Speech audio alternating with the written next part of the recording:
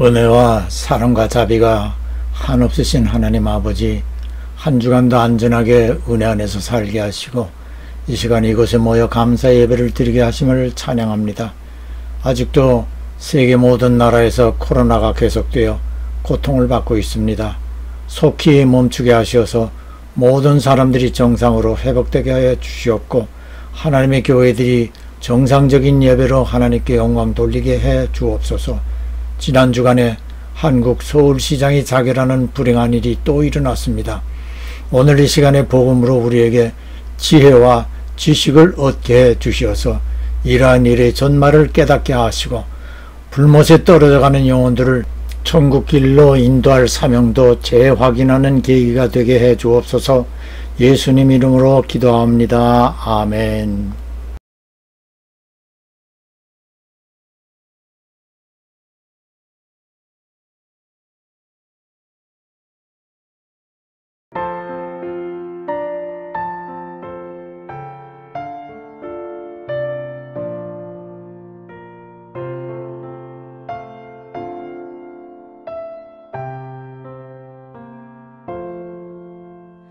십자가로 가까이 나를 이끄시고 거기 흘린 보혈로 정케하옵소서.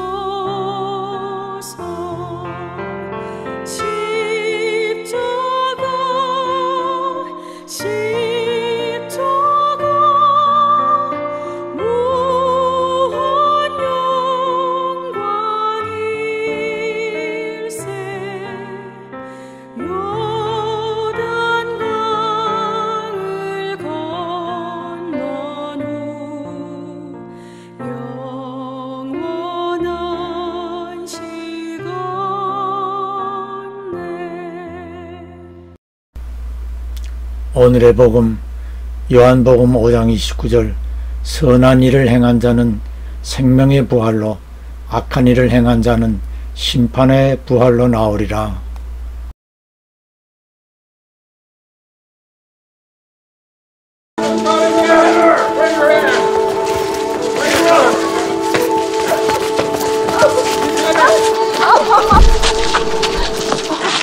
Master, this woman was taken in adultery, in the very act. Now Moses, in the law, commanded us that such should be stoned. But what sayest thou?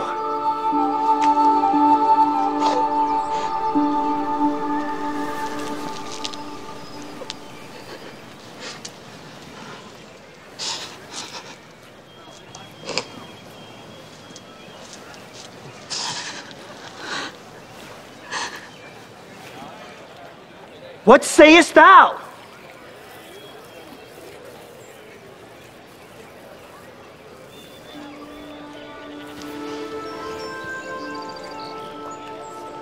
He that is without sin among you, let him first cast a stone at her.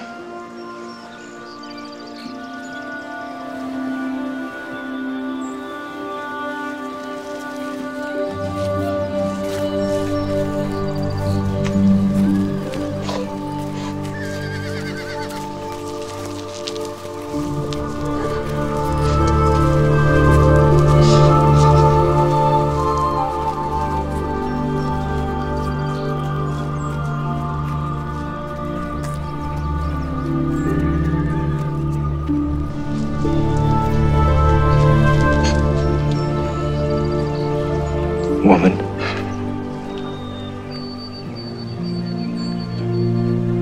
where are those thine accusers? Hath no man condemned thee?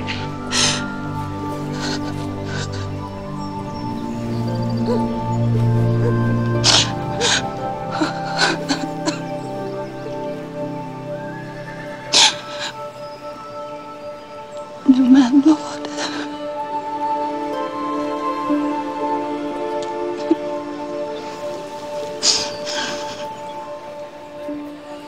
do I condemn thee?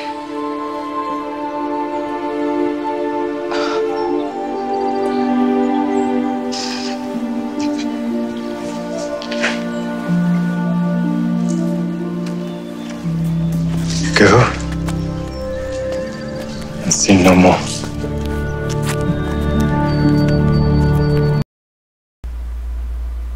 오늘은 어려운 주제를 다루게 됩니다. 정치적으로나 이념 문제에서 상당한 이슈가 되고 있는 박원순 씨의 죽음과 관계되기 때문입니다. 고인을 비난하거나 판단하려는 생각이 아닙니다. 고인과 같이 극단적 선택을 하였던 가룟 유다의 죽음과 비교해 보면서 성경적인 판단에서 그 답을 생각해 보려는 것입니다.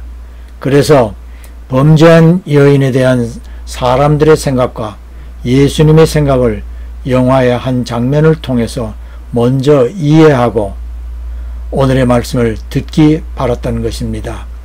박원순 씨의 삶에 대하여서도 논하지 않겠습니다. 다만 그분의 극단적인 선택에 대한 성경적인 교훈을 살펴보려고 합니다. 가룟 유다의 죽음을 봅시다. 예수님을 은 30냥에 팔은 것에 죄책감을 느끼고 받았던 은을 반환하고 스스로 목매어 자결하였습니다. 한편으로 베드로의 행적도 살펴봅시다. 예수께서 3번 부인할 일을 예고할 때만 해도 베드로는 절대로 그럴 리 없다고 장담하였습니다. 그러나 예고대로 3번을 부인하게 되자 심히 통곡하며 후회를 하였습니다. 그러나 유다처럼 자결하지 않았습니다. 예루살렘 베드로 기념교회 지붕에는 닭을 세워놓아 우리도 베드로처럼 배신할까 경고합니다. 예수께서 제자들이 서로 크다고 다투는 것을 보시고 사탄이 밀가 부르듯이 베드로를 청구하기에 베드로의 믿음을 위해 기도하시고 배신할 일을 예고하시면서 돌이킨 후 네 형제를 굳게 하라고 당부하심을 베드로는 잊지 않았습니다. 그러기에 베드로는 회개할 수 있었습니다. 유다는 여러 번 자신에게 돌이킬 기회를 주신 주님의 자비를 저버리고 자결을 택하였기에 회개할 기회마저 상실하였습니다. 이처럼 유다가 주님을 배신한 것이나 베드로가 주님을 3번 부인한 일 역시 배후에는 사탄의 계략이 있었음을 성경이 말해줍니다. 마가복음 9장 14절에서 29절까지 벙어리 귀신 들린 사람을 귀신이 수시로 충동시켜 불속이나 물속에 뛰어들게 해 자결하도록 조종했습니다. 예수께서 오신 것은 살리려는 것이나 사탄이 하는 일은 사람들을 죽이려는 것입니다. 박원순 씨가 자결을 선택한 것 역시 배후에 사탄의 조종이 있었습니다. 만일에 그가 자살할 용기로 자신의 잘못을 고백하고 피해자에게 사죄한 후 회개할 수 있었다면 그에게도 재기할 수 있는 기회가 주어질 수도 있었을 것이라고 생각됩니다. 요한복음 5장 29절에 예수께서 생명의 부활과 심판의 부활이 있음을 말씀하십니다. 천국에 가는 사람이나 지옥에 가는 사람 모두 부활합니다. 그리고 하나님 앞에서 개개인의 일생의 행적이 낱낱이 밝혀지고 영원한 생명을 누리는 천국이나 영원한 고통을 당해야 하는 불못으로 떨어져야 합니다. 예수 믿은 하나님의 자녀들은 심판을 걱정할 필요가 없습니다. 믿음으로 심판에 이르지 않는다고 요한복음 5장 24절에 예수께서 말씀하셨습니다. 이것이 복음이고 굿 뉴스인 것입니다. 예수 그리스도께서 십자가 위에서 피 흘려주신 은혜의 공로로 믿는 자는 모든 죄를 다 용서받습니다. 그런데 성령 회방죄, 말로 성령을 거역하는 죄는 사하심을 얻지 못한다고 말씀하십니다.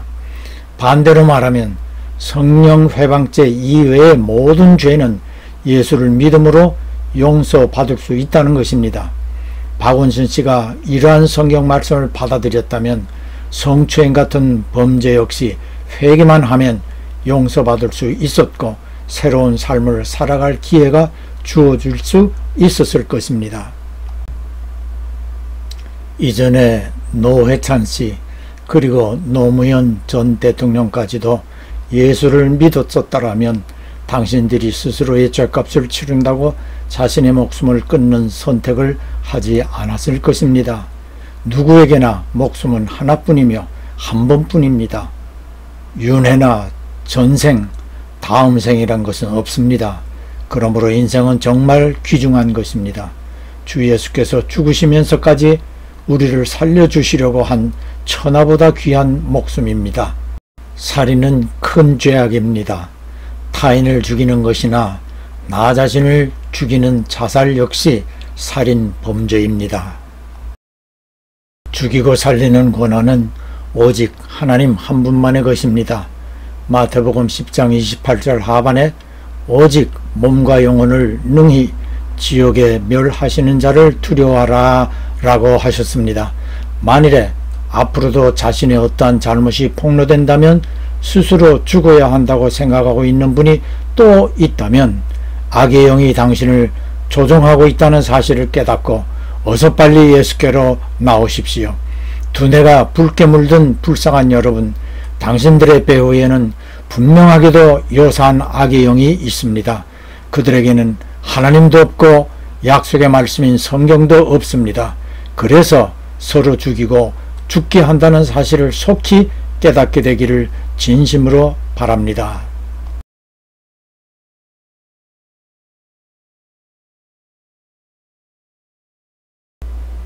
봉헌은 예배에서의 한 요소입니다.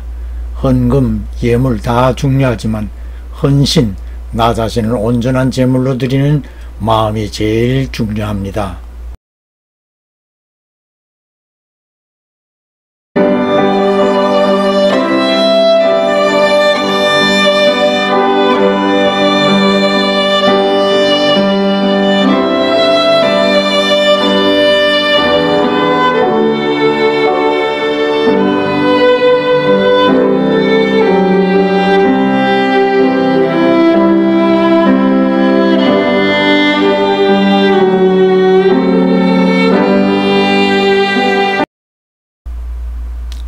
우리를 천국 가게 하시려고 십자가의 고난까지 받으셨던 구주 예수 그리스도의 크신 은혜와 보잘것없는 우리의 믿음을 의로 여겨 이름을 생명책에 기록해 주신 하나님 아버지의 한없이신 사랑하심과 연약한 우리를 강건케 하시어 뒤돌아서지 않도록 교통하시는 성령님의 강권하심이 이 예배에 모인 모든 이들에게 영원히 함께 하실지어다.